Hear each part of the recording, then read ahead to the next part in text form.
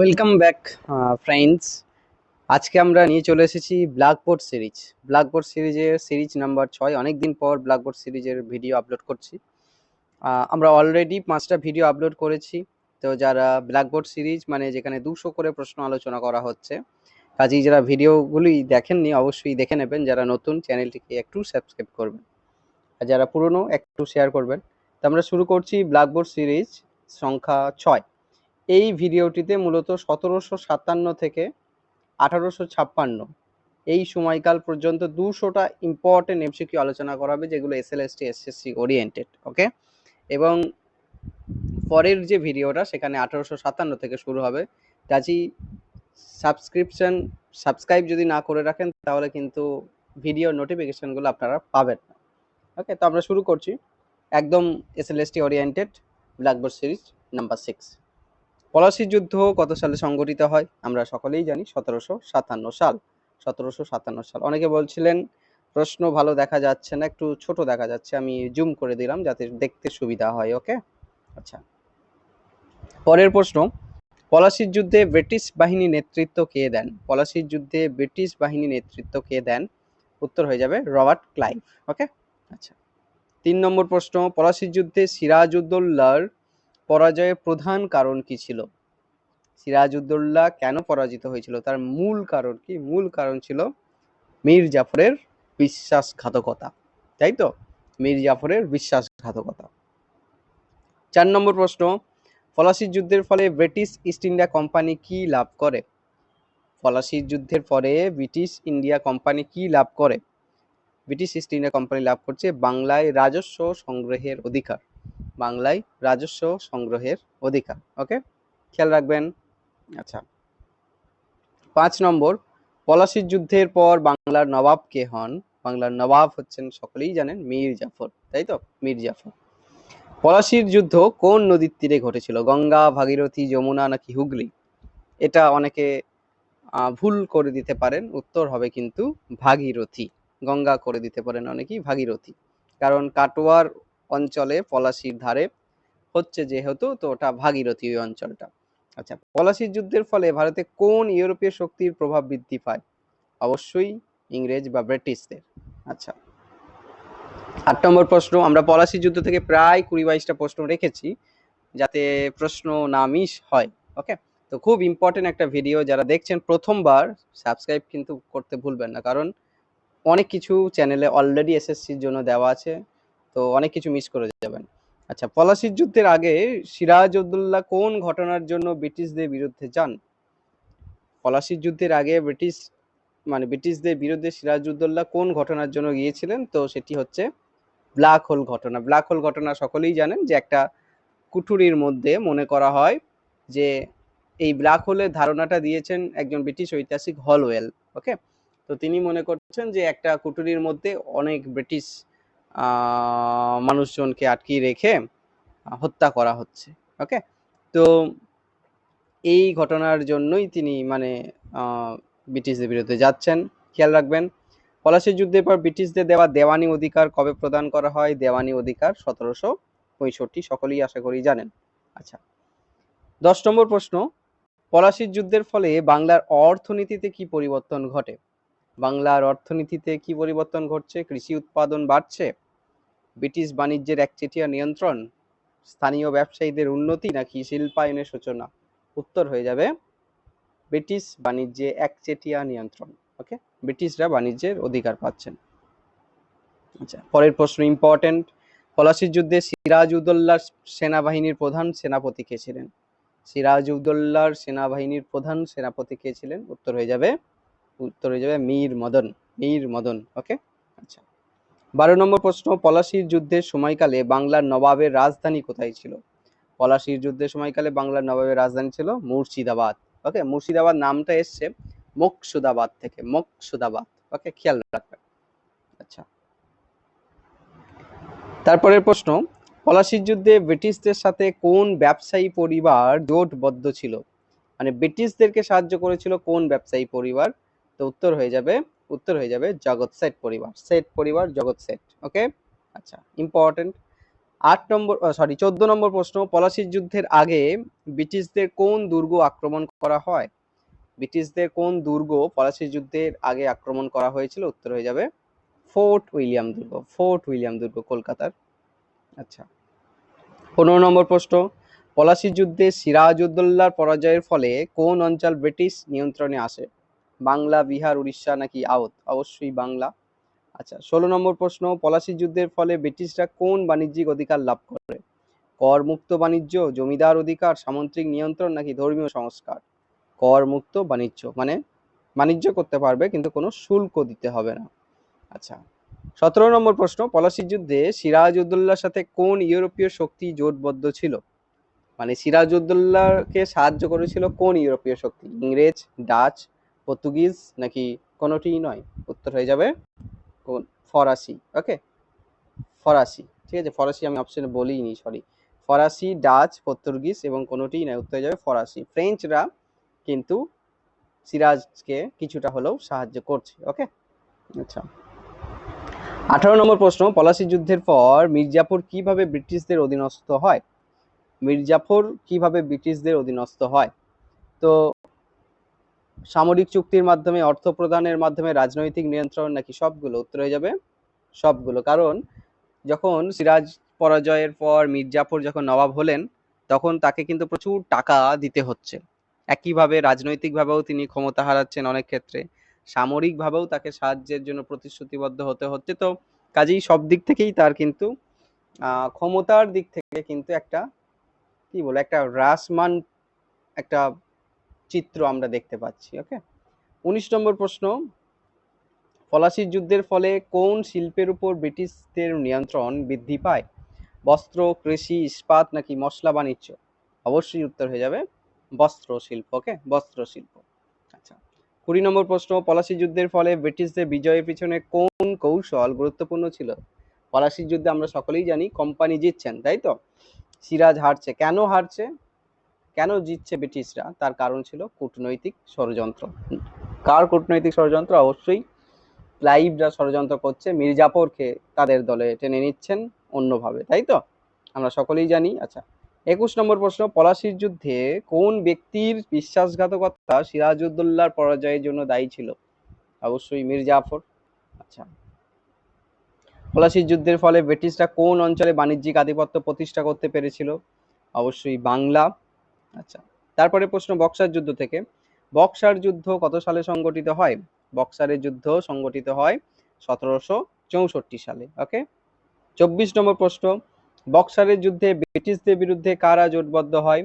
বক্সারের যুদ্ধে ব্রিটিশদের বিরুদ্ধে জোটবদ্ধ হয়েছিল মুঘল সম্রাট, অযোধ্যার নবাব এবং বাংলার নবাব।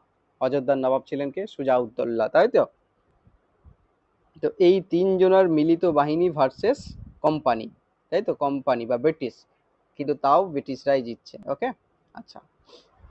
পরের প্রশ্ন, বক্সারের যুদ্ধে বাংলার নবাব কে ছিল? বক্সারের যুদ্ধের সময়কালে বাংলার কে নবাব ছিল? ইম্পর্টেন্ট, মীর কাসিম। ওকে, বক্সারের যুদ্ধের পর কোন চুক্তি স্বাক্ষরিত হয়েছিল? 1765 সালেই বক্সারের যুদ্ধের পর চুক্তি স্বাক্ষরিত হচ্ছে, সেটা হচ্ছে এলাহাবাদ চুক্তি। এলাহাবাদ চুক্তি ইম্পর্টেন্ট। আচ্ছা, এলাহাবাদ চুক্তির মাধ্যমে ব্রিটিশরা কোন অঞ্চলে দেওয়ানি অধিকার লাভ করে? এলাহাবাদ চুক্তির মাধ্যমে ব্রিটিশরা কোন অঞ্চলে দেওয়ানি অধিকার লাভ করে? উত্তর হয়ে যাবে বাংলা, বিহার এবং উড়িষ্যা। ওকে, বক্সারের যুদ্ধে ব্রিটিশ বাহিনীর কে নেতৃত্ব দেন? ইম্পর্টেন্ট, খেয়াল রাখবেন। বক্সারের যুদ্ধে ব্রিটিশ বাহিনীর নেতৃত্ব দিচ্ছেন হেক্টর মুনরো। ওকে, হেক্টর মুনরো, খেয়াল রাখবেন। আচ্ছা, 29 নম্বর প্রশ্ন, বক্সারের যুদ্ধে মুঘল সম্রাট কে ছিল? 1764, সেই সময়কালে মুঘল সম্রাট কে ছিলেন? উত্তর হয়ে যাবে শাহ আলম দ্বিতীয়। শাহ আলম দ্বিতীয়, ইম্পর্টেন্ট। আচ্ছা, বক্সারের যুদ্ধের ফলে ব্রিটিশদের কি ধরনের ক্ষমতা বৃদ্ধি পায়? অর্থনৈতিক, রাজনৈতিক, সামরিক নাকি সবগুলো? উত্তর হয়ে যাবে সবগুলো। বক্সারের যুদ্ধের সময় আওধের নবাব কে ছিল বা অযোধ্যার নবাব কে ছিল? উত্তর হয়ে যাবে সুজাউদ্দৌলা। বক্সারের যুদ্ধ কোন অঞ্চল হয়? বাংলা, বিহার, উড়িষ্যা নাকি পাঞ্জাব? অবশ্যই বিহার অঞ্চল। তৎকালীন বাংলার শাসকরাই সেখানে শাসন করছে, কিন্তু বর্তমান অবস্থান হচ্ছে বিহার। ওকে, খেয়াল রাখবেন, এটা খেয়াল রাখবেন, বিহার। আচ্ছা, বক্সারের যুদ্ধের ফলে কোন শক্তির প্রভাব বৃদ্ধি পায়? কোন প্রভাব হ্রাস পায়, সরি।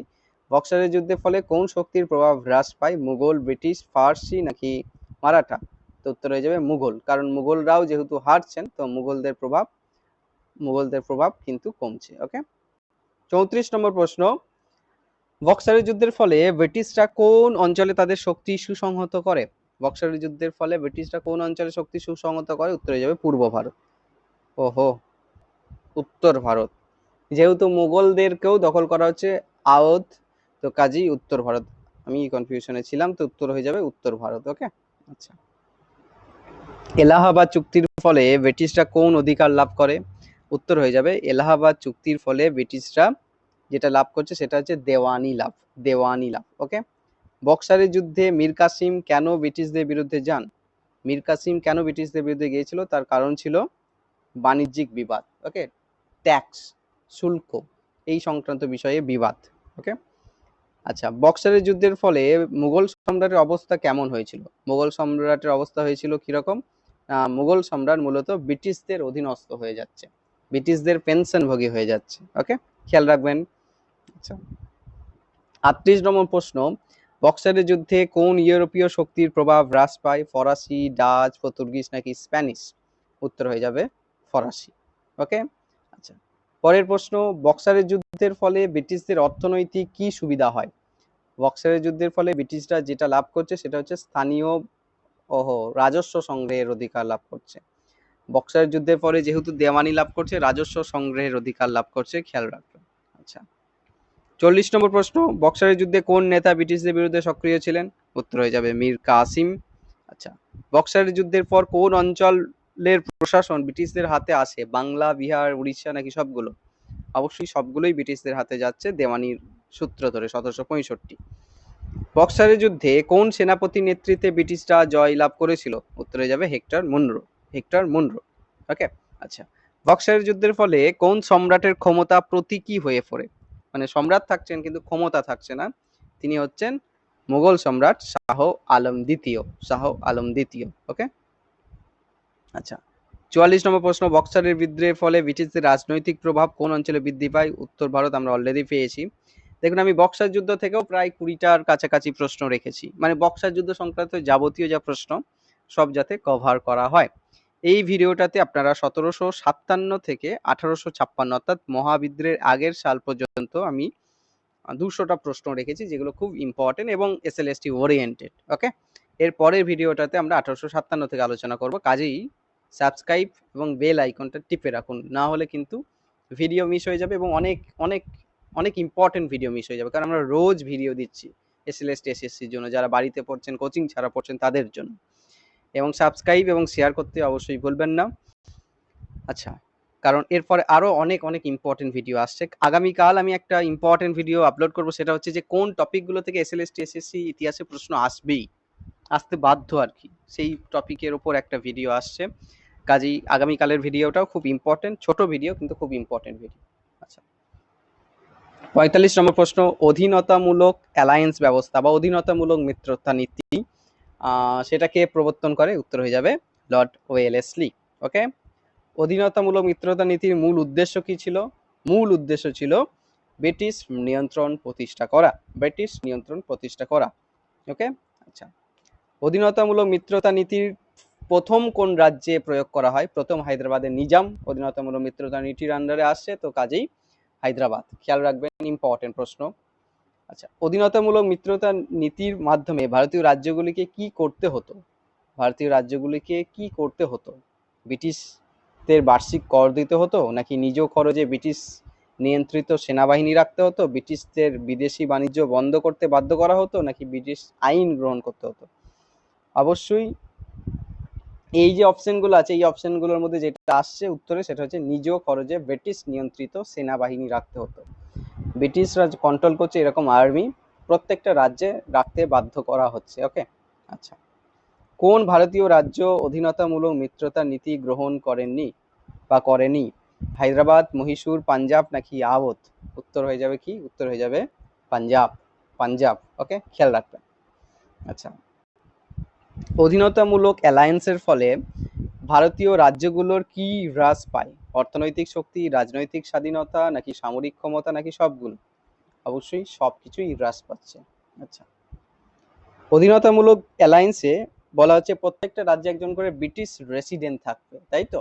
সেই ব্রিটিশ রেসিডেন্টের ভূমিকাটা কি ছিল? রাজ্যের শাসন পরিচালনা, রাজ্যের নীতি পর্যবেক্ষণ, সেনাবাহিনীর প্রশিক্ষণ, নাকি রাজস্ব সংগ্রহ? উত্তর হয়ে যাবে রাজ্যের নীতি পর্যবেক্ষণ, মানে কি পলিসি নিচ্ছে একটা স্টেট, সেই সংক্রান্ত বিষয়ে নজরদারি করা ছিল সেই রেসিডেন্টের ভূমিকা। ওকে, পরের প্রশ্ন, অধীনতামূলক অ্যালায়েন্স কোন বছরে হায়দ্রাবাদে প্রয়োগ করা হয়?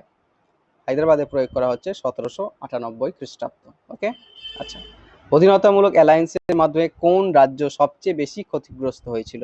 মহীশূর, মারাঠা, পাঞ্জাব নাকি কাশ্মীর?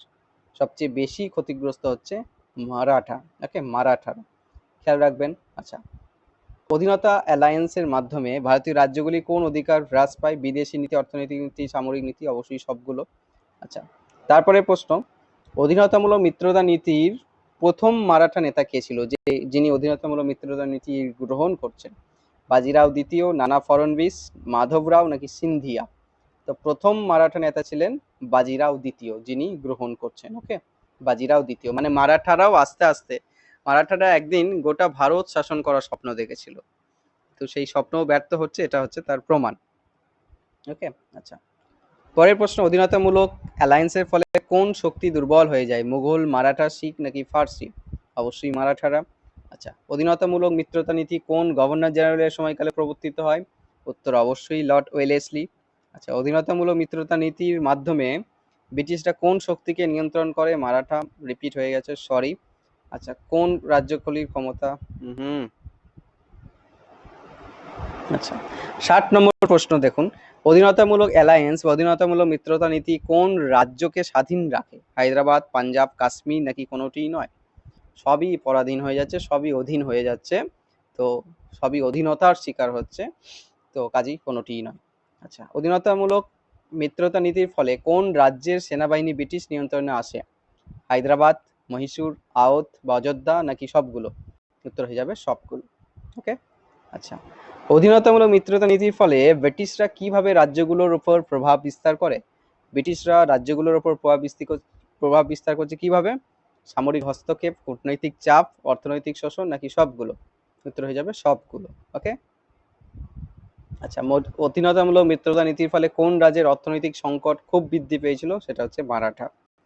তারপরে প্রশ্ন, অধীনতামূলক মিত্রতা নীতি বা সাবসিডিয়ারি অ্যালায়েন্স কোন রাজ্যের সাথে 1801 খ্রিস্টাব্দে স্বাক্ষরিত হয়? 1801 খ্রিস্টাব্দে স্বাক্ষরিত হয়েছিল কোন রাজ্যের সঙ্গে? অযোধ্যার সঙ্গে বা আওধের সঙ্গে। ওকে, খেয়াল রাখবেন। আচ্ছা, অধীনতামূলক মিত্রতা নীতির ফলে কোন রাজ্যের স্বাধীনতা সম্পূর্ণ হারিয়ে যায়? উত্তর হয়ে যাচ্ছে মারাঠা।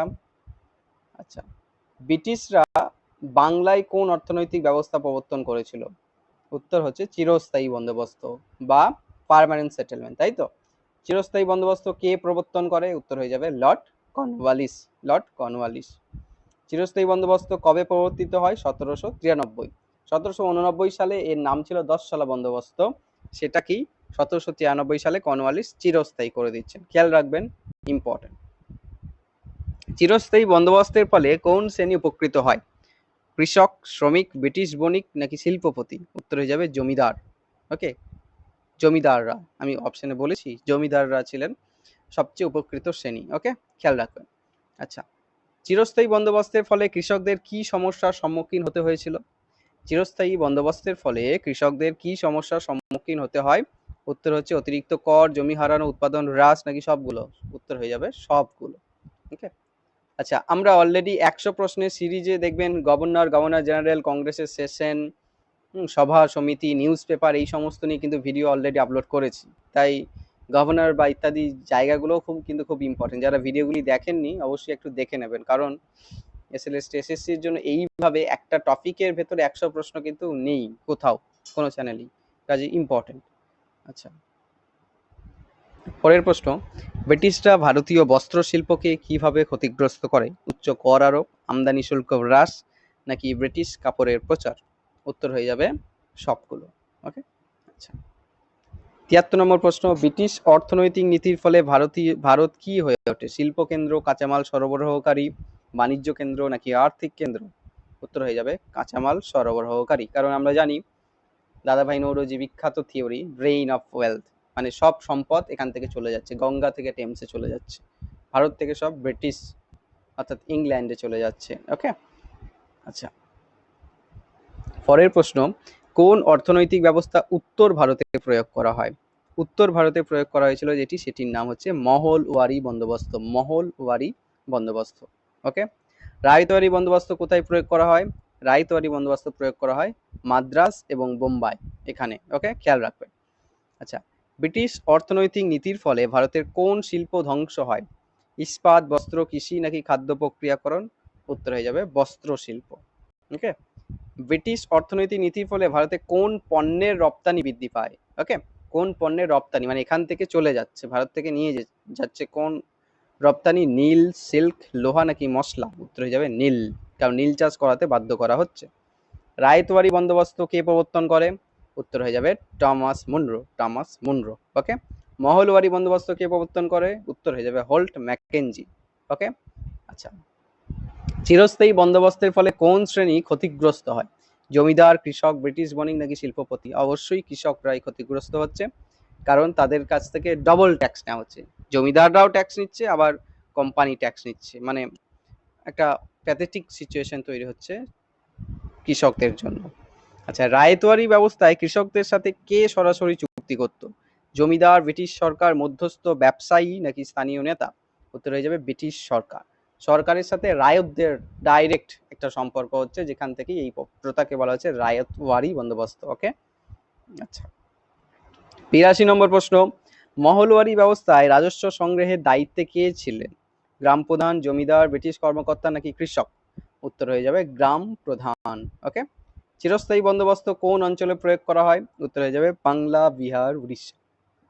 ওকে, আচ্ছা পরের প্রশ্ন, ব্রিটিশ অর্থনৈতিক নীতির ফলে ভারতের কোন খাত সবচেয়ে বেশি ক্ষতিগ্রস্ত হয়েছিল? সবচেয়ে বেশি ক্ষতিগ্রস্ত হয়েছিল হস্তশিল্প। ওকে, হস্তশিল্প। ইন্টারেস্টিংলি আজকে হচ্ছে সম্ভবত বস্ত্র শিল্প দিবস বা এরকম কিছু একটা দিন আজকে। ওকে, হ্যান্ডলুম শাড়ির আজকে কিন্তু দিন। ওকে, আচ্ছা রাইট, এবং ব্রিটিশরা আসার ফলে সবচেয়ে ক্ষতিগ্রস্ত হচ্ছে ভারতের বস্ত্র শিল্প। ওকে, আচ্ছা রায়তওয়ারি বন্দোবস্ত কোন বছরে প্রবর্তিত হয়েছিল? উত্তর হয়ে যাবে 1820 খ্রিস্টাব্দ। চিরস্থায়ী বন্দোবস্তের ফলে কৃষকদের কি ধরনের সমস্যা দেখা যায়? জমি বিক্রি করে দেওয়া, উচ্চ করের চাপ নাকি ফসলের উৎপাদন বৃদ্ধি নাকি সামাজিক বৈষম্য? উত্তর হয়ে যাবে উচ্চ করের চাপ। ওকে, এক্সট্রা প্রেসার অফ ট্যাক্সেস। আচ্ছা, ব্রিটিশ অর্থনীতির ফলে ভারতের কোন পণ্যের চাহিদা বৃদ্ধি পায়? ভারতের যে পণ্যের চাহিদা বৃদ্ধি পায় সেটা হচ্ছে তুলা। ওকে, তুলা। আচ্ছা, চিরস্থায়ী বন্দোবস্তে কোন শ্রেণী ক্ষমতাশালী হয়? অবশ্যই জমিদার। তারপরের প্রশ্ন, ব্রিটিশরা ভারতীয় অর্থনীতিকে কিভাবে কাঁচামাল সরবরাহকারীতে পরিণত করে? উচ্চ কর আরোপ, শিল্প ধ্বংস, বাণিজ্য নিয়ন্ত্রণ নাকি সবগুলো? অপশনের উত্তর হয়ে যাবে সবগুলো। আচ্ছা, তারপরে প্রশ্ন আমরা বিদ্রোহ থেকে, 1857 সালের আগে কোন বিদ্রোহ ব্রিটিশদের বিরুদ্ধে সবচেয়ে উল্লেখযোগ্য ছিল? পাগলপন্থী, কোল, খোর্দা নাকি সবগুলো? অবশ্যই সব বিদ্রোহই উল্লেখযোগ্য। আচ্ছা, পাগলপন্থী বিদ্রোহ কখন সংগঠিত হয়? উত্তর হয়ে যাবে 1825 থেকে 1828। 1825 থেকে 1828, খেয়াল রাখবেন। আচ্ছা, কোল বিদ্রোহের নেতৃত্ব কে দেন? কোল বিদ্রোহের নেতৃত্ব দেন বুদ্ধ ভগত, জুয়া ভগত এরা। ওকে, বুদ্ধ ভগত, খেয়াল রাখবেন, ইম্পর্টেন্ট। খোর্দা বিদ্রোহ, খোর্দা বিদ্রোহের প্রধান কারণ কি ছিল? খোর্দা বিদ্রোহের প্রধান কারণ ছিল ব্রিটিশ শাসনের বিরুদ্ধে প্রতিবাদ। ব্রিটিশ শাসনের বিরুদ্ধে প্রতিবাদ। সাঁওতাল বিদ্রোহের প্রধান লক্ষ্য কি ছিল? জমি পুনরুদ্ধার, ধর্মীয় সংস্কার, রাজনৈতিক ক্ষমতা দখল নাকি সামাজিক সংস্কার? উত্তর হয়ে যাবে জমি পুনরুদ্ধার, যে জমি কোম্পানির লোকেরা, ব্রিটিশদের লোকেরা গ্রহণ করে নিচ্ছে, বাজেয়াপ্ত করে নিচ্ছে। ওকে, আচ্ছা আচ্ছা এখনো উপজাতি অঞ্চলগুলোতে আমরা জানি যে বিভিন্ন প্রমোটাররা গিয়ে সেখানে ফ্ল্যাট বা ইত্যাদি করার জন্য তাদের উচ্ছেদ করছে, যেটা খুবই প্যাথেটিক। আচ্ছা, কোন বিদ্রোহে ব্রিটিশদের বিরুদ্ধে সশস্ত্র সংগ্রাম হয়? মানে অস্ত্র নিয়ে সংগ্রাম করেছিল কোন বিদ্রোহে? উত্তর হচ্ছে সাঁওতাল, পাগলপন্থী, কোল নাকি সবগুলো? অবশ্যই সবগুলো। আচ্ছা, পাগলপন্থী বিদ্রোহের ফলে ব্রিটিশরা কি পদক্ষেপ নেয়? জমিদারি ব্যবস্থার সংস্কার, সামরিক দমন, ধর্মীয় সংস্কার নাকি অর্থনৈতিক সহায়তা? উত্তর হয়ে যাবে সামরিক দমন। কোল বিদ্রোহ কোন অঞ্চলে হয়েছিল? ছোটনাগপুর রাজমহল উড়িষ্যা নাকি বিহার? ছোটনাগপুর। আচ্ছা, খোর্দা বিদ্রোহের কোন সম্প্রদায় সবচেয়ে সক্রিয় ছিল? পাইক, সাঁওতাল, কোল নাকি মুন্ডা? উত্তর হয়ে যাবে পাইক। ওকে। সাঁওতাল বিদ্রোহের ফলে কোন প্রশাসনিক পরিবর্তন হয়? সাঁওতাল পরগনা গঠন, জমিদারি ব্যবস্থা বাতিল, নতুন কর আরোপ নাকি ধর্মীয় সংস্কার? উত্তর হয়ে যাবে সাঁওতাল পরগনা গঠন। ওকে। পাগলপন্থী বিদ্রোহের নেতা কে ছিল? ইম্পর্টেন্ট, করম শাহ, তিতুমির, সিধু মুর্মু নাকি দুদু মিয়া? উত্তর হয়ে যাবে করম শাহ। ওকে। আচ্ছা, আমরা 100টা প্রশ্ন আলোচনা করলাম ইতিমধ্যে, আরও 100টা প্রশ্ন আলোচনা করব, কারণ এটা ব্ল্যাকবোর্ড সিরিজ, যেখানে আমরা 10টা ভিডিও আপলোড করব, যেখানে 200 করে প্রশ্ন থাকবে, মানে টোটাল আপনারা 2000 প্রশ্ন পাবেন এসএলএসটির জন্য, যেটা একটা চ্যানেলে পেয়ে যাচ্ছেন, সেটা খুব ইম্পর্টেন্ট। তাই আপনারা একটু সাবস্ক্রাইব করুন, আমি ততক্ষণ একটু জল খেয়ে নিই। Thank you. ওকে। আচ্ছা, পরের 100টা প্রশ্ন নিয়ে আমি আসছি। তো আমরা পরবর্তী 100টা ভিডিও আলোচনা করি, 100টা প্রশ্ন আলোচনা করি। 101 নম্বর প্রশ্ন, সাঁওতাল বিদ্রোহ কোন অঞ্চলে সংগঠিত হয়? উত্তর হয়ে যাবে রাজমহল পাহাড়। ওকে। আচ্ছা, সাঁওতাল বিদ্রোহের প্রধান নেতা কারা ছিলেন? অবশ্যই সিধু ও কানহু। আচ্ছা আচ্ছা, ব্রিটিশদের বিরুদ্ধে বিদ্রোহগুলো যে হচ্ছিল তার কারণ কি? অর্থনৈতিক শোষণ, ধর্মীয় হস্তক্ষেপ, রাজনৈতিক দমন? অবশ্যই সবগুলো, কারণ অর্থনৈতিকভাবে ব্যাপক আকারে শোষণ করা হচ্ছে, তাদের কাছ থেকে কর নেওয়া হচ্ছে, বেকার শ্রম করিয়ে নেওয়া হচ্ছে, ধর্মীয়ভাবে তাদেরকে জোর করে খ্রিস্টান করানোর চেষ্টা হচ্ছে, রাজনৈতিকভাবেও তাদেরকে এলাকা থেকে সরিয়ে দেওয়ার চেষ্টা করা হচ্ছে। এই সমস্ত কারণে কিন্তু বিদ্রোহ হচ্ছে। ওকে। আচ্ছা, কোল বিদ্রোহে ব্রিটিশ জমিদারি ব্যবস্থার বিরুদ্ধে প্রতিবাদ হয়? কোন বিদ্রোহে ব্রিটিশ জমিদারি ব্যবস্থার বিরুদ্ধে প্রতিবাদ করা হয়? উত্তর হচ্ছে পাগলপন্থী, কোল নাকি খোর্দা? উত্তর সবগুলো। পাগলপন্থী বিদ্রোহের নেতৃত্বে ছিলেন করম শাহ। আমরা অলরেডি এটা পেয়েছি, একই প্রশ্ন দুবার রিপিট হয়ে গেছে, উত্তরও দুবার হয়ে ভুল দেওয়া। আচ্ছা, এটা হচ্ছে করম শাহ। ওকে, করম শাহ ছিলেন নেতা। আচ্ছা, তারপরে প্রশ্ন, কোন বিদ্রোহে ধর্মীয় সংস্কার জড়িত ছিল? উত্তর হয়ে যাবে ওয়াহাবি আন্দোলন। ওকে। খোর্দা বিদ্রোহের নেতা কে ছিলেন? খোর্দা বিদ্রোহের নেতা ছিলেন বক্সি জগবন্ধু। ওকে। কোল বিদ্রোহের ফলে ব্রিটিশরা কি পদক্ষেপ নেয়? সামরিক দমন, জমি সংস্কার, ধর্মীয় সংস্কার নাকি প্রশাসনিক পুনর্গঠন? উত্তর হবে সামরিক দমন, কারণ কোল বিদ্রোহকে দমন করার চেষ্টা করা হচ্ছে। আচ্ছা, কোন বিদ্রোহে উপজাতীয় সম্প্রদায় ব্রিটিশদের বিরুদ্ধে যুদ্ধ করেছিল? ব্রিটিশদের বিরুদ্ধে যুদ্ধ হয়েছিল কোন বিদ্রোহ? সাঁওতাল, ফরাজি, ওয়াহাবি নাকি পাগলপন্থী বিদ্রোহ? উত্তর হয়েছে সাঁওতাল বিদ্রোহ। ওকে। ফরাজি এবং ওয়াহাবি মূলত সংস্কারমূলক একটা আন্দোলন। আচ্ছা, পাগলপন্থী বিদ্রোহ কোন অঞ্চলে হয়েছিল? ময়মনসিং, রাজমহল, উড়িষ্যা নাকি বিহার? উত্তর হবে ময়মনসিং। ইম্পর্টেন্ট। আচ্ছা, খোর্দা বিদ্রোহ কখন সংগঠিত হয়? উত্তর হচ্ছে 1817 খ্রিস্টাব্দ। কোল বিদ্রোহ কখন সংগঠিত হয়? 1831-32। খেয়াল রাখবেন। সাঁওতাল বিদ্রোহ কখন সংগঠিত হয়? 1855-56। কোন বিদ্রোহে কৃষকরা জমিদারদের বিরুদ্ধে বিদ্রোহ করে? ফরাজি, কোল, সাঁওতাল, খোর্দা? উত্তর হচ্ছে ফরাজি আন্দোলন। ওকে। আচ্ছা, কোল বিদ্রোহের প্রধান কারণ কি ছিল? কোল বিদ্রোহের প্রধান কারণ ছিল জমির মালিকানা হারানো, ধর্মীয় হস্তক্ষেপ, ব্রিটিশ আইন, সামাজিক বৈষম্য? উত্তর হয়ে যাবে জমির মালিকানা হারানো। ওকে। আচ্ছা, সাঁওতাল বিদ্রোহে কোন সম্প্রদায় সক্রিয় ছিল? অবশ্যই সাঁওতাল। সাঁওতাল বিদ্রোহে হুল কথাটি পাই, হুল শব্দটার অর্থ কি? বিদ্রোহ, স্বাধীনতা, ঐক্য নাকি সংগ্রাম? হুল শব্দটার অর্থ হচ্ছে বিদ্রোহ। ওকে। আচ্ছা, পরের প্রশ্ন, কৃষক বিদ্রোহগুলির প্রধান লক্ষ্য কি ছিল?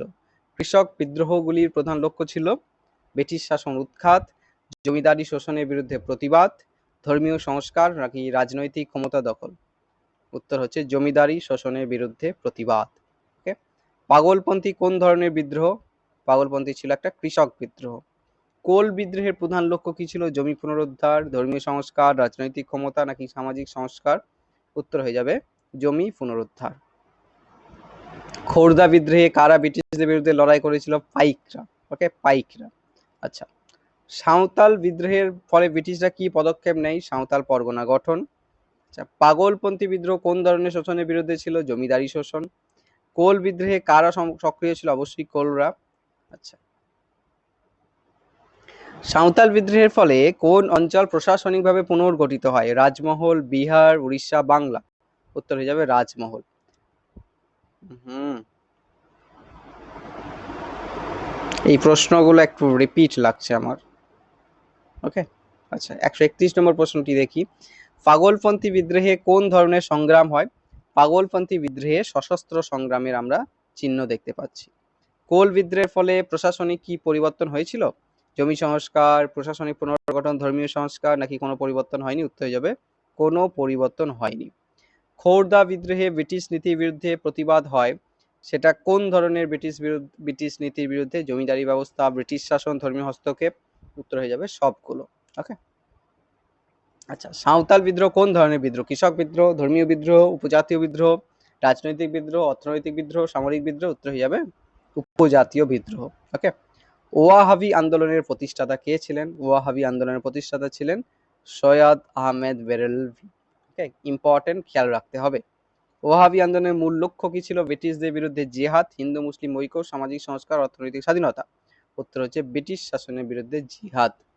ওয়াহাবি আন্দোলন কোন অঞ্চলে হয়েছিল? উত্তর হয়ে যাবে উত্তর পশ্চিম সীমান্ত। উত্তর পশ্চিম সীমান্ত। ওয়াহাবি আন্দোলন কোন সময়কালে হচ্ছে? উত্তর হয়ে যাবে 1820-30 এই সময়কালে।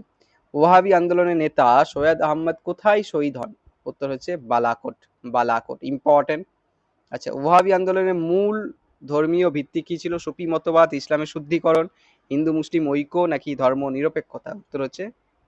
উত্তর হচ্ছে ইসলামের শুদ্ধিকরণ।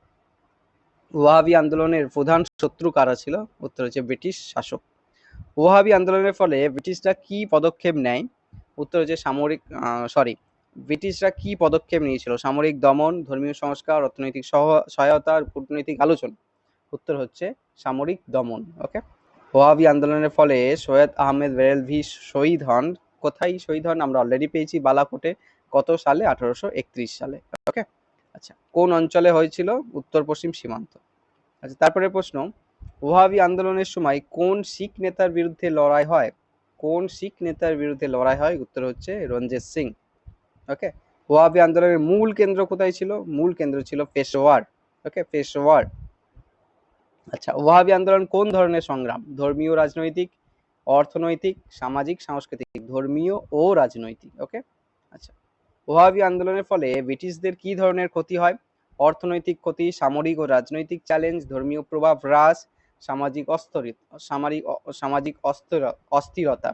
উত্তর হয়ে যাবে সামরিক এবং রাজনৈতিক চ্যালেঞ্জ। ওকে, আচ্ছা ওয়াহাবি আন্দোলনের ফলে সৈয়দ আহমেদের পরে সবচেয়ে গুরুত্বপূর্ণ ভূমিকা কে পালন করে? উত্তর হয়ে যাবে শাহ ইসমাইল। শাহ ইসমাইল। ওকে, আচ্ছা ওয়াহাবি আন্দোলনের প্রধান ধর্মীয় লক্ষ্য কি ছিল? ইসলামের শুদ্ধিকরণ। ওয়াহাবি আন্দোলন কোন শতাব্দীতে সক্রিয় ছিল সবচেয়ে বেশি? উত্তর হয়ে যাবে 19th সেঞ্চুরি। আচ্ছা, ওয়াহাবি আন্দোলনের সময় ব্রিটিশরা কোন যুদ্ধে জয় লাভ করছে? উত্তর হয়ে যাবে বালাকোটের যুদ্ধ। ওকে, বালাকোটের যুদ্ধ 1830-31। আচ্ছা, ওয়াহাবি আন্দোলনের ফলে কোন ধর্মীয় প্রভাব কোন সম্প্রদায়ের উপর সবচেয়ে বেশি ছিল? অবশ্যই মুসলিম। আচ্ছা, আচ্ছা কোন কারণে ওয়াহাবি আন্দোলন হচ্ছে? ধর্মীয় হস্তক্ষেপ, অর্থনৈতিক শোষণ, রাজনৈতিক দমন, সবগুলোই। তারপরে প্রশ্ন, ওয়াহাবি আন্দোলনের প্রধান সামরিক কৌশল কি ছিল? গেরিলা যুদ্ধ, প্রকাশ্য যুদ্ধ, কূটনৈতিক আলোচনা, অহিংস প্রতিবাদ? উত্তর হয়ে যাবে গেরিলা যুদ্ধ। ওয়াহাবি আন্দোলনের ফলে কোন ধরনের সংস্কারের চেষ্টা হয়? উত্তর হয়ে যাবে ধর্মীয়। আচ্ছা, ওয়াহাবি আন্দোলনের সময় পাটনায় কে নেতৃত্ব দেন? পাটনাতে কে নেতৃত্ব দেন? উত্তর হয়ে যাবে ওয়ালেদ আলী। ওয়ালেদ আলী। ওকে, আচ্ছা আচ্ছা ওয়াহাবি আন্দোলনের প্রধান সামরিক পরাজয় কোথায় ঘটে? উত্তর হবে বালাকোট। বালাকোট, খেয়াল রাখবেন, ইম্পর্টেন্ট। ফরাজি আন্দোলনের প্রতিষ্ঠাতা কে ছিলেন? হাজী শরিয়তুল্লাহ। ফরাজি আন্দোলনের মূল লক্ষ্য কি ছিল? ইসলামের শুদ্ধিকরণ এবং কৃষকদের মুক্তি। ফরাজি আন্দোলন কোন অঞ্চলে সবচেয়ে বেশি সক্রিয় ছিল? উত্তর হয়ে যাবে পূর্ববঙ্গ। পূর্ববঙ্গে সবচেয়ে বেশি সক্রিয় ছিল। আচ্ছা, ফরাজি আন্দোলনের সময়কালে প্রধান শত্রু কারা ছিল? কাদের বিরুদ্ধে আন্দোলনটা হচ্ছে? উত্তর হবে ব্রিটিশ এবং জমিদার। ওকে, আচ্ছা ফরাজি আন্দোলনের নেতা হাজী শরিয়তুল্লাহ কোথায় জন্মগ্রহণ করে? উত্তর হয়ে যাবে ফরিদপুর। ওকে, ফরিদপুর এখন বাংলাদেশে। ফরাজি আন্দোলন কখন শুরু হয়? উত্তর হচ্ছে 1818 সাল। ফরাজি আন্দোলনে পরে কে নেতৃত্ব দেন? উত্তর হয়ে যাবে দুদু মিয়া। দুদু মিয়া। ওকে, ফরাজি আন্দোলনের ধর্মীয় ভিত্তি কি ছিল? ইসলামের শুদ্ধিকরণ। ফরাজি আন্দোলনের প্রধান কৃষক শ্রেণী কারা ছিল? প্রধান কৃষক শ্রেণী ছিল ভূমিহীন কৃষক, তাদের জন্য লড়াই চলছিল। ওকে, ফরাজি আন্দোলনে। ফরাজি আন্দোলনের সময় ব্রিটিশরা কি পদক্ষেপ নেয়? উত্তর হচ্ছে সামরিক দমন, তাদেরকে দমন করার চেষ্টা করেছিল। ওকে, আচ্ছা। ফরাজি আন্দোলনের ফলে কোন শ্রেণীর উপর চাপ বৃদ্ধি পায়? উত্তর হচ্ছে কৃষক শ্রেণীর উপর, জমিদার শ্রেণীর উপর, যেহেতু আন্দোলন হচ্ছে জমিদারদের এগেইনস্টে, একদম উত্তর হয়ে যাবে জমিদার শ্রেণীর উপর। আচ্ছা, ফরাজি আন্দোলনের ফলে কোন ধরনের শোষণের বিরুদ্ধে প্রতিবাদ শুরু হয়? উত্তর হচ্ছে জমিদারি শোষণ। আচ্ছা, ফরাজি আন্দোলনের নেতা দুদু মিয়া কিভাবে প্রতিরোধ গড়ে তোলেন? সশস্ত্র সংগ্রাম, অহিংস প্রতিবাদ, ধর্মীয় প্রচার নাকি কূটনৈতিক আলোচনা? উত্তর হচ্ছে সশস্ত্র সংগ্রাম। ফরাজি আন্দোলনে কোন ধরনের সংগ্রাম ছিল? ফরাজি আন্দোলন ছিল ধর্মীয় এবং কৃষক বিদ্রোহ। ওকে, ফরাজি আন্দোলনের ফলে কোন অঞ্চল অস্থিতিশীল হয়? উত্তর হচ্ছে পূর্ববঙ্গ। ফরাজি আন্দোলনের প্রধান সামাজিক প্রভাব কি ছিল? উত্তর হচ্ছে কৃষকদের মধ্যে ঐক্য। আচ্ছা, ফরাজি আন্দোলনের সময় কোন ব্রিটিশ নীতির বিরুদ্ধে প্রতিবাদ হয়? জমিদারি ব্যবস্থা, ধর্মীয় হস্তক্ষেপ, অর্থনৈতিক শোষণ নাকি সবগুলো? উত্তর হয়ে যাবে সবগুলো। ওকে, ফরাজি আন্দোলনের নেতা দুদু মিয়া কবে মারা যান? উত্তর হচ্ছে 1862 সাল। 1862 সাল। আচ্ছা, ফরাজি আন্দোলনের ফলে কোন ধরনের সংস্কারের চেষ্টা হয়? ফরাজি আন্দোলনের ফলে যে ধরনের সংস্কারের চেষ্টা হয় সেটা হচ্ছে ধর্মীয় এবং সামাজিক। ওকে, আচ্ছা, ফরাজি আন্দোলনের ফলে কোন ধরনের সম্প্রদায়ের জনপ্রিয়তা বাড়ে? কৃষক, মুসলিমদের জনপ্রিয়তা বাড়ে। ফরাজি আন্দোলনের প্রধান কেন্দ্র ফরিদপুর। ফরাজি আন্দোলনের ফলে কোন শ্রেণীর উপর চাপ বৃদ্ধি পায়? জমিদার এবং ব্রিটিশ শাসকদের উপর। ওকে, আমি একটা ক্লাস নেব যেখানে এই বিদ্রোহ এবং এই যে উপজাতি বিদ্রোহ, কৃষক বিদ্রোহ, এই বিদ্রোহগুলো নিয়ে আমি একটা 100 প্রশ্নের সেট তৈরি করার চেষ্টা করব, যেখানে আপনারা ইম্পর্টেন্ট কিছু প্রশ্ন পাবেন, কারণ এটা খুব ইম্পর্টেন্ট। বিদ্রোহ থেকে কিন্তু প্রশ্ন আসার সম্ভাবনা থাকবেই, কারণ আমার কোথাও গিয়ে মনে হচ্ছে কিছু বিদ্রোহ হয়তো এখানে নেই, যেগুলো ওই 100 প্রশ্নের ভিডিওতে আপনারা পাবেন, কিন্তু অনেক ইম্পর্টেন্ট প্রশ্ন কিন্তু এখানে আছে, যেগুলো এসএলএসটি ওরিয়েন্টেড। ওকে, আচ্ছা, পলাশির যুদ্ধ এবং বক্সারের যুদ্ধের মূল পার্থক্য কি ছিল? উত্তর হয়ে যাবে অংশগ্রহণকারী শক্তি, ফলাফল, সময়কাল নাকি সবগুলো? অবশ্যই সবগুলোই। আচ্ছা, আরেকটা জায়গা যেটা বলে নেওয়া ভালো, টেলিগ্রাম চ্যানেল সার্থক ইতিহাস পাঠ, ঠিক আছে, এখানে প্রায় 1000 সাবস্ক্রাইবার অলরেডি পূর্ণ হয়েছে। তো যারা সেখানে যুক্ত আছেন সকলকেই আমার তরফ থেকে শুভেচ্ছা, ধন্যবাদ জানাই। তো সেখানে গুরুত্বপূর্ণ প্রচুর নোটিশ আমরা শেয়ার করি, নোটিফিকেশন, এছাড়া অনেক পিডিএফ আমরা সেখানে আপলোড করে থাকি, বিভিন্ন বই, বিভিন্ন আর্টিকেল, বিভিন্ন এই ইউটিউব চ্যানেলের অনেক ভিডিওর পিডিএফ সেখানে আছে। এই ভিডিওটারও পিডিএফ আপনারা সেখানে পেয়ে যাবেন, অলরেডি আমরা অনেক পিডিএফ সেখানে আপলোড করে রেখেছি। ওকে, আর আমি গুরুত্বপূর্ণ কিছু notification, net, set, SLST, WBCS, paper publication ইত্যাদি আমি ওই গ্রুপে শেয়ার করে থাকি। তাই যারা যুক্ত নেই টেলিগ্রাম চ্যানেলটিতে, তারা অবশ্যই কিন্তু সংযুক্ত হয়ে যাবেন। লিঙ্কটা আপনারা ডেসক্রিপশন বক্সে পেয়ে যাবেন, সার্থক ইতিহাস পাঠ। ওকে, থ্যাংক ইউ। আচ্ছা, 185 নম্বর প্রশ্ন, অধীনতামূলক মিত্রতা নীতি এবং চিরস্থায়ী বন্দোবস্তের মধ্যে কোনটি অর্থনৈতিক ব্যবস্থা ছিল? অর্থনৈতিক ব্যবস্থা ছিল চিরস্থায়ী বন্দোবস্ত। ওকে, আচ্ছা, কোন বিদ্রোহে ধর্মীয় এবং কৃষক উভয়ই জড়িত ছিল? ধর্ম এবং কৃষক দুটো বিষয়ই মূল ভাবনা ছিল ফরাজি আন্দোলনে। ঠিক আছে, ফরাসি যুদ্ধের ফলে কোন ইউরোপীয় শক্তির প্রভাব হ্রাস পায়? ফরাসিদের হ্রাস পায়। আচ্ছা, ব্রিটিশ অর্থনৈতিক নীতির ফলে কোন শিল্প ধ্বংস হয়? অবশ্যই বস্ত্র শিল্প। আচ্ছা, অধীনতামূলক মিত্রতা নীতি কোন রাজ্যের স্বাধীনতা হরণ করে? মারাঠা। ফরাজি এবং ওহাবি আন্দোলনের মূল পার্থক্য কি ছিল? ধর্মীয় লক্ষ্য, ভৌগোলিক অঞ্চল, নেতৃত্ব নাকি সবগুলো? অবশ্যই সবগুলো। বক্সারের যুদ্ধের ফলে কোন চুক্তি স্বাক্ষর হয়? এলাহাবাদ চুক্তি। কোন বিদ্রোহে উপজাতীয় সম্প্রদায় সবচেয়ে বেশি সক্রিয় ছিল? সবচেয়ে বেশি উপজাতীয় সম্প্রদায় সক্রিয় ছিল সাঁওতাল বিদ্রোহে। ওকে, আচ্ছা, চিরস্থায়ী বন্দোবস্তের ফলে কোন শ্রেণী ক্ষতিগ্রস্ত হয়? কৃষক শ্রেণী। ওহাবি আন্দোলনের প্রধান সামরিক পরাজয় কোথায় ঘটে? বালাকোট। ফলাশির যুদ্ধে সিরাজউদ্দৌলা পরাজয়ের প্রধান কারণ কি ছিল? মীর জাফরের বিশ্বাসঘাতকতা। আচ্ছা, অধীনতামূলক অ্যালায়েন্স কোন গভর্নর জেনারেল প্রবর্তন করে? অবশ্যই ওয়েলেসলি। আমরা গভর্নর জেনারেল নিয়ে 100টা প্রশ্নের ভিডিও কিন্তু করেছি। আচ্ছা, ফরাজি আন্দোলনের প্রধান কৃষক শ্রেণী কারা ছিল? ভূমিহীন কৃষক। ব্রিটিশ অর্থনৈতিক নীতির ফলে ভারত কি হয়ে ওঠে? কাঁচামাল সরবরাহকারী একটা দেশ হয়ে ওঠে। কোন বিদ্রোহে পাইক সম্প্রদায় সক্রিয় ছিল? খোর্দা বিদ্রোহ। এইগুলো একটু ইম্পর্টেন্ট একটু প্রশ্ন, লাস্টের দিকে 11 বার রিপিট আছে। ওয়াহাবি এবং ফরাজি আন্দোলনের মধ্যে কোনটি ব্রিটিশদের বিরুদ্ধে সশস্ত্র সংগ্রামে বেশি জড়িত ছিল? সশস্ত্র সংগ্রামে জড়িত ছিল ওয়াহাবি আন্দোলন। ওকে, তো আমরা 200 প্রশ্ন আলোচনা করলাম। তো যারা ক্লাসটি মন দিয়ে করলেন তাদেরকে অসংখ্য ধন্যবাদ জানাই। আমরা এর পরের যে ব্ল্যাকবোর্ড সিরিজের ভিডিও, সেখানে আমরা 1857 অর্থাৎ মহাবিদ্রোহ থেকে শুরু করে স্বাধীনতা পর্যন্ত বিভিন্ন টপিক, বিভিন্ন প্রশ্ন নিয়ে আসবো। তো ওই ভিডিওটিও কিন্তু ইম্পর্টেন্ট একটা ভিডিও হতে চলেছে। তো যারা প্রত্যেকদিন পড়ছেন, শেষ এক পাস কিভাবে পড়বেন সেই সংক্রান্ত একটা ভিডিও আমি গতকালকে আপলোড করেছিলাম।